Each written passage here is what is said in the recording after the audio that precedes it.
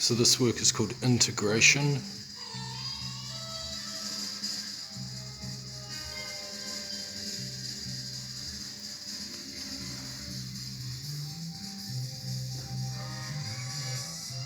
It's collaged fragments of Blue-Green series. I started this work in Muriwai in 2012.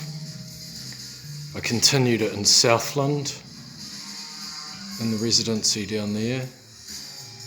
I continued it in Port Chalmers. I continued it in Melbourne. So I started in 2012 and it's finished in whatever year it is now, 21. It's 1.5 or 150 centimetres square. It means quite a lot to me, this work.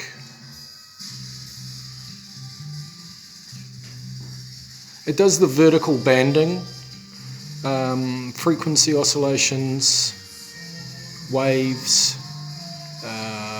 It echoes my old brain motif of the verticals.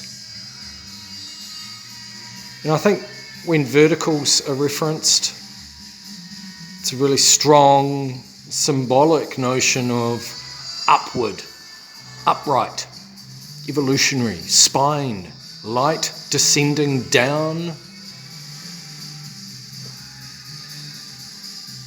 I turned this work, it used to be like that.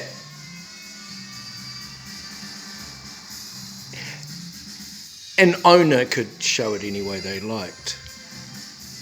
But when I did that, what happened was the white form in the middle,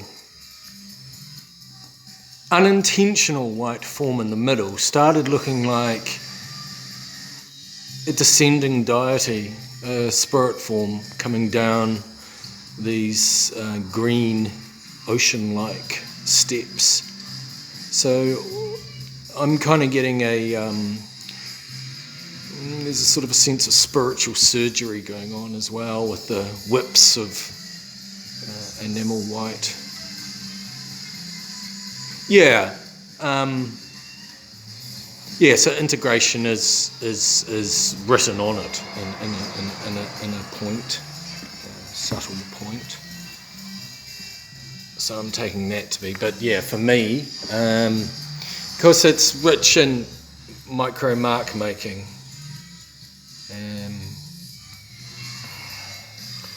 frenzy, chaos and order. The bands are sewn and glued together. It's got a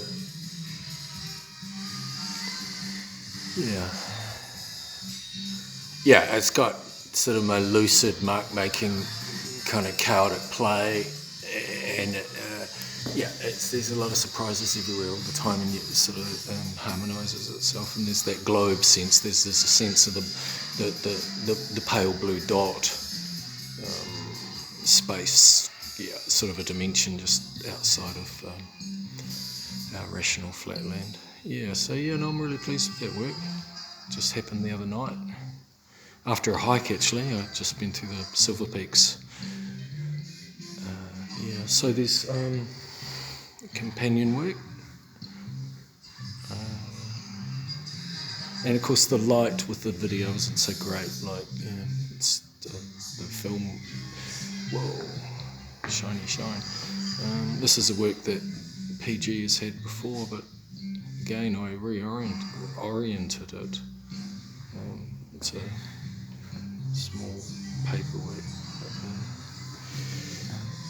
It marries really nicely with that bluey one, integration. Bloody reflection.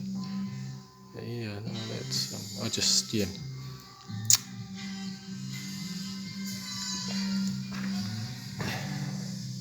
It was called Rain and Moonlight.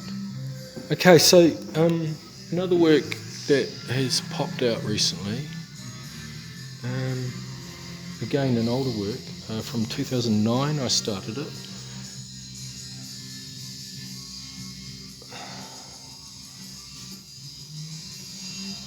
fire theft. It's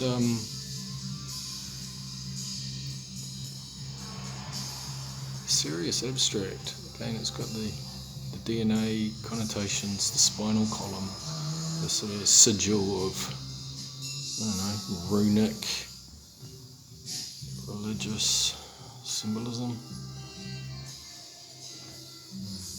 I scoured this with my wire brush device recently and sort of remodeled it. It was a work I'd never really been pleased with. And then when I scoured it, I revealed surfaces and things under the crust, and I was really intrigued. So it's sort of a fossil. I had a very significant dream when this came about as well, which was a beautiful, magical dream. But the fire theft is a reference to Prometheus and our civilization's Promethean tendencies, you know, gene fiddling, longevity, being able to up or download our souls into the cloud, cloning, these godlike.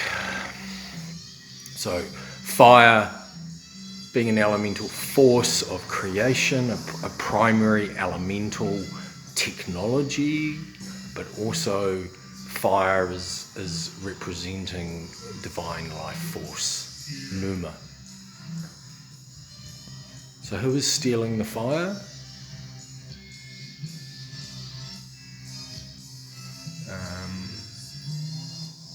What's that about? So yeah, to me, in between the glitch and the sort of REM state that the painting works off, like there's a really strong vertical spinal column, tree form, DNA form there, and then the rest of it hovers in this sort of nebulous netherworld, dream state, and speculative. Okay, so my reading of the work is not necessarily the correct reading, it's just a reading. I'm an observer to this process as much as anyone else. What you've got here is thick layers of polyurethane that have cracked and been ground off. So there's also micro fragments of windscreen glass. You know, when safety glass shatters, it cubes into little granules. Well, I've sort of treated them like little semi-precious jewels, and I've chucked them in the drying resin, and they're permanently in there. So they glint in light. That's a fan of nails embedded in some acrylic paint. So yeah, there's definitely a sort of Gaian earth skin, beautiful, ugly, sort of organic psyche intermesh going on with this piece. And yeah, the colour, you know, your blue, green, greys. Yeah, no, I'm really happy with this work. For a tough work, I think it stands up. And of course you've got this pyramid with the circle, you know, you've got a reference to alchemy there, builder race, Atlantean priest, remnant, civilization, Hermes, Trismegistra, Illuminati, global government, so, you know, but sort of starts becoming a figure interfering or stimulating this other figure here. Again, just very general vaguenesses. It's so this one's 140 by 120 centimeters. Yeah, and that's 2009 to 2021.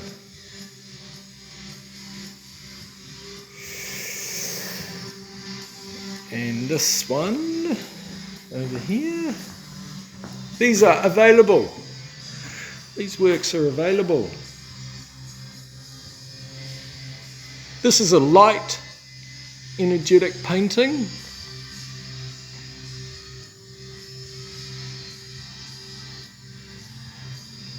It's actually one of the David Eagleton response works that never got shown. This is 150 by 120 centimetres.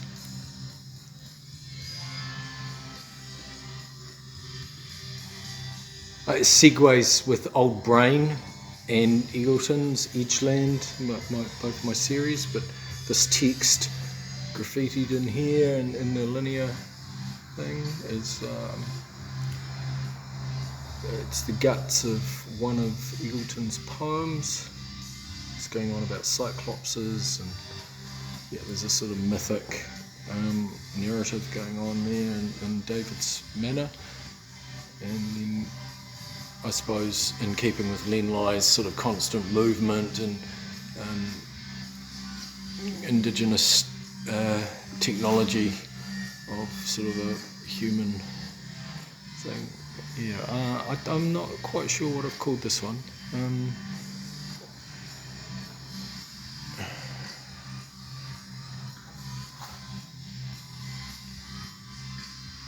These black marks are where I singe canvas. It smoulders like a wick, and I press the smouldering canvas to put out the smouldering, and it burns, and so I use that as a residue side process to make these marks. What I'm saying is that by extinguishing burning canvas on this front of this, I was working on two things at the same time, utilising the process. Kind of works. It sort of goes against the grain of the horizontal. This is slightly bluey, grey, yellowy.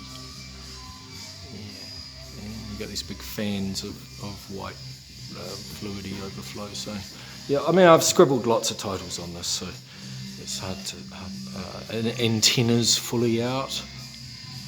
Again, it's sort of a spirit form in between the data matrix of possible futures and thinkings. Chuck some hot coals on it lightly, making these little burn holes. Yeah. Lots of stamping, lots of sort of it's a sort of a moderate elemental Robinson. Kind of halfway between sort of illustration and so yeah, that's a little stock show.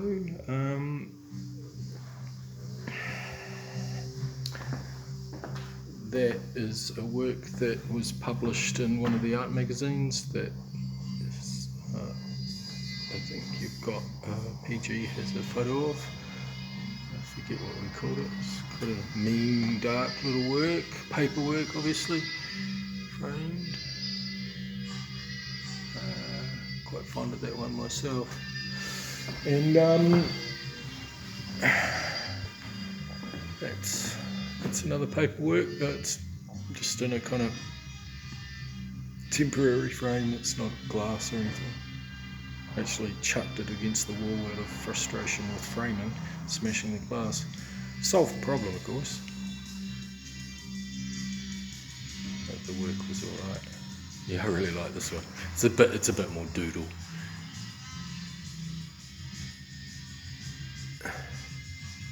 There's two of these. I've got another one of these. It's a nice peer companion. Yeah, a little bit of that stuff. It's quite old too, actually. I jazzed up an older set, basically. So I tried to keep the doodle thing of the past, but sort of, kind of upscale something that I didn't like anymore. And yeah, I mean, someone will love it. I love it.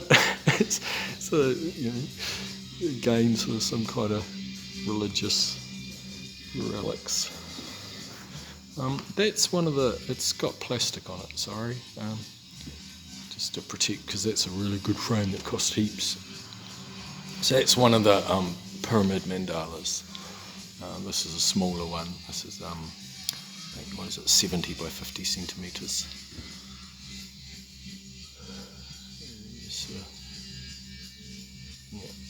That one's quite worked. Like I've sort of done painting over the top of the collage. So that's how I like to do them. If it was just straight collage, I wouldn't sort of feel like it had been chewed through the psyche. Otherwise, you're just gluing bits of paper together like a jigsaw. It's not art. Art's got to be worked through the system. Yeah. So these two works, and yes, I will follow up with several cell phone photos. Alright, thank you for your time.